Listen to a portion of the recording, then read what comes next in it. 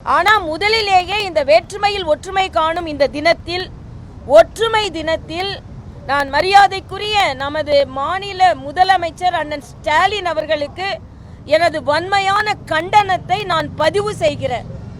இந்த நாடு ஒற்றுமையாக இருக்க வேண்டும், எல்லோரும் பாடுபட்டு கொண்டிருக்க நேரத்தில் அவன் பீகாரி, அவன் கோமூத்திரம் சாப்பிட்றவன் குடிக்கிறவன், அவன் வட இந்தியன் வடக்கன், அவன் தெற்கு இந்தியன் கிடையாது, தமிழன் கிடையாது என்று பிரித்து பிரித்து பிரித்து இந்த தேசத்தில் உள்ள மக்களிடம் பிரிவினையை ஏற்படுத்தி கொண்டிருப்பது திராவிட முன்னேற்ற கழகம்.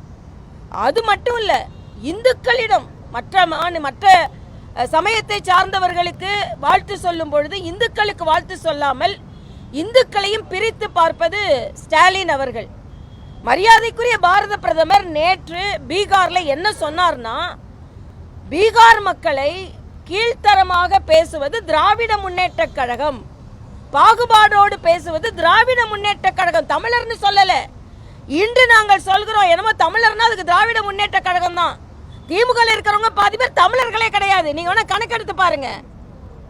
எத்தனை எம்பிக்கள்ல எத்தனை பேர், சட்டமன்ற உறுப்பினர்கள் பச்சை தமிழர்கள் எத்தனை பேர் எடுத்து பாருங்க. நாங்க அப்படி வேறுபடுத்தி பார்ப்பதே கிடையாது. ஆனா எப்ப பார்த்தாலும் பீகாரி. நேரு என்ன சொன்னார்?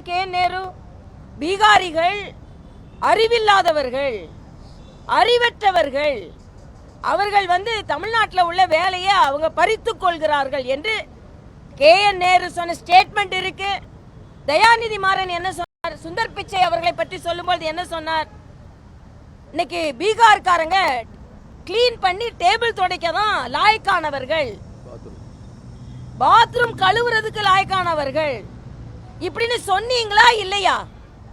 பாராளுமன்றத்தில் போய் நாம எல்லாரும் ஒற்றுமையா வாழ்ந்து கொண்டிருக்கின்ற நேரத்தில் கோமூத்திரம் குடிக்கிற மாநிலங்கள்னு சொன்னீங்களா இல்லையா? ஆக நீங்க வேற்றுமைப்படுத்தி அவர்களை பீகார்னா பான் பராக்கு விற்கிறதுக்கு தான் அவன் ஆகும், அவனுக்கு அறிவே இல்லை சொன்னது யாரு? எல்லாம் சரித்திரத்தில் பதிவிடப்பட்டிருக்கிறது. ஆக திமுக தான் சொன்னார். உடனே தமிழர்கள் அண்ணன் ஸ்டாலினுக்கு நான் ஒன்றை சொல்லிக் கொள்கிறேன். திமுக மீது வைக்கப்படும் விமர்சனம் திமுக மீது தான் வைக்கப்படுகிறது, தமிழர்கள் மீது அல்ல.